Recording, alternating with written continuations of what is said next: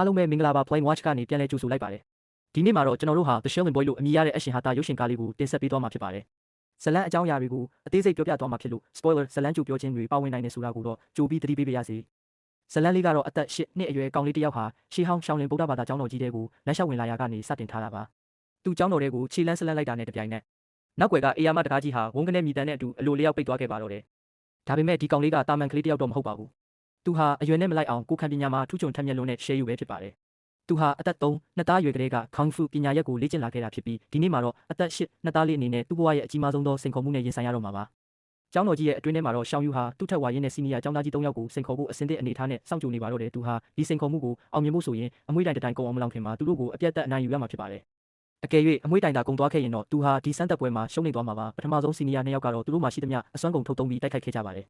ဒါပေမဲ့အမွှေးတိုင်တဝက်တောင်မကျိုးခင်မှာတင်သူတို့2ယောက်ဟာရှောင်းယူကိုမရှင်နိုင်ပဲဖြစ်နေပါပြီရှောင်းယူရဲ့လှုပ်ရှားမှုတွေကအရန်ကိုထက်မြက်ပြီးလျင်မြန်တိကျလွန်းတာကြောင့်သူတို့2ယောက်လုံးကိုအလွယ်တကူပဲအနိုင်ယူလိုက်ပါတယ်အဲ့ဒီနောက်မှာတော့တကယ်ပညာရှင်ကြီးဖြစ်တဲ့နောက်ဆုံးစီနီယာ1ယောက်ထွက်လာပါတော့တယ်သူတို့2ယောက်ရဲ့တိုက်ပွဲဟာကျောင်းတော်ကြီးရဲ့ကျမ်းပြင်တွေတုံဟဲသွားရတဲ့အထိပြင်းထန်လွန်းပြီးတယောက်နဲ့တယောက်အပြန်အလှန်ထိုးနှက်ချက်တွေကတစ်ချက်ထက်တစ်ချက်ပိုပြီးမြန်ဆန်လာပါတော့တယ်ဒါပေမဲ့အမွှေးတိုင်လေးလောင်ကျွမ်းပြီးကုံဆုံးခါနီးအချိန်မှတင်ပဲတိုက်ပွဲကရပ်တန့်သွားပါတယ်ရှောင်းယူဟာစမ်းသပ်မှုကိုအောင်မြင်သွားခဲ့ပါပြီသူဟာဂုံယူဝင်းကြွားတဲ့အပြုံးလေးနဲ့ကျောင်းတော်ကြီးထဲကနေလမ်းလျှောက်ထွက်လာပါတယ်အပြင်ဘက်ရောက်တော့သူ့ရဲ့ဆရာက DJ အဆင့် Bronze Level စီနီယာ3ယောက်ကမင်းကို88မှတ်ပေးလိုက်တယ်ဒါဟာငါထက်2မှတ်ပဲလျော့တာပါမင်းရဲ့မိဘတွေမင်းကိုဒီမှာထားခဲ့တဲ့အချိန်ကစပြီးမင်းဟာဒီတောင်တန်းတွေရဲ့အပြင်ဘက်ကိုတခါမှချိန်မချဘူးသေးဘူးလို့ပြောလိုက်ပါတော့တယ်ဒါပေမဲ့အခုတော့ကိုရီးယားကကျောင်းတစ်ကျောင်းကမင်းကိုအပြန်အလှန်လဲလှယ်တဲ့ကျောင်းသား exchange student တယောက်အနေနဲ့ဖိတ်ခေါ်ထားတယ်လေဆရာဖြစ်သူကခိတ္တမြရက်တန်သွားပြီးအနှဲငယ်စိုးရိမ်ပူပန်တဲ့မျက်နှာထားနဲ့ဆက်ပြောပါတယ်မင်းတဲ့ခုဖို့အတွက်လည်းနာမည်ကြီးသိပ္ပံပညာရှင်တယောက်ဖြစ်တဲ့ဒေါက်တာဂျန်တူဂျန်စီမာငါစီစဉ်ပေးထားပြီးအဲ့ဒီအချိန်မှာပဲမြို့ဘက်ကိုဦးတည်သွားမဲ့ဘတ်စကားတစ်စီးဆက်ရောက်လာပါတယ်ရှောင်းယူကတခုခုပြန်ပြောဖို့ကြိုးစားပေမဲ့သူ့တန်ကဆရာစီမရောက်နိုင်ခဲ့ပါဘူးဘတ်စကားကြီးကမောင်းထွက်သွားတာကြောင့်ရှောင်းယူလည်းတက်နိုင်သမျှအမြန်ဆုံးအချိန်နဲ့ကားနောက်ကိုပြေးလိုက်ပါတော့တဲ့တစ်ဖက်မှာလည်းကိုရီးယားနိုင်ငံမှာတော့အသက်15နှစ်အရွယ်တိုက်ကွန်ဒိုပါရမီရှင်လေးချန်ချန်နဲ့မိတ်ဆက်ပေးချင်ပါတယ်သူဟာသူ့ကျောင်းရဲ့ကိုခံပညာကလပ်မှာအသင်းကောင်းဆောင်တဦးလည်းဖြစ်ပါတယ်သူ့ရဲ့အသက်10နှစ်အရွယ်ညီမလေးရှန်ရှန်ကတော့သူ့အကိုလေ့ကျင့်နေတာကိုဂုဏ်ယူစွာနဲ့ကြည့်ရှုနေပါတယ်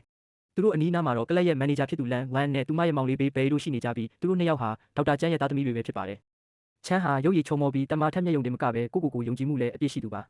သူဟာလန်အပါဝင်လူအများကလေးစားအားကြရတဲ့ကျွမ်းကျင်တိုက်ခိုက်ရေးသမားတဦးလည်းဖြစ်ပါတယ်အဲ့ဒီညမှာတော့လန်ဟာချန်ရဲ့စွမ်းဆောင်ရည်တွေကိုပြန်လည်သုံးသပ်ပြီးသူ့ရဲ့အားသာချက်အားနည်းချက်တွေကိုမှတ်တမ်းတင်နေပါတယ်အဲ့ဒီအချိန်မှာဘေးကတော့မုံတွေကိုတကျွတ်နဲ့မရက်မနာစားနေတာပေါ့အဲ့ဒီလောက်အများကြီးမစားနဲ့တော့ဆိုပြီးလန်ကငေါက်လိုက်ပါတယ်မကြခင်မှာတရုတ်နိုင်ငံကအပြန်လည်လဲတဲ့ចောင်းသားတစ်ယောက်ရောက်လာတော့မယ်ဆိုတာရဲ့သူတို့နဲ့အိမ်ထဲမှာအတူနေရမယ်ဆိုတာရဲ့ကိုမောင်နှမ2ယောက်လုံးသိထားကြပါတယ်အဲ့ဒီအချိန်မှာပဲလန်ရဲ့ဖခင်ဒေါက်တာကျန်းစီကနေဗီဒီယိုကော့တစောင်းဝင်လာပါတော့တယ်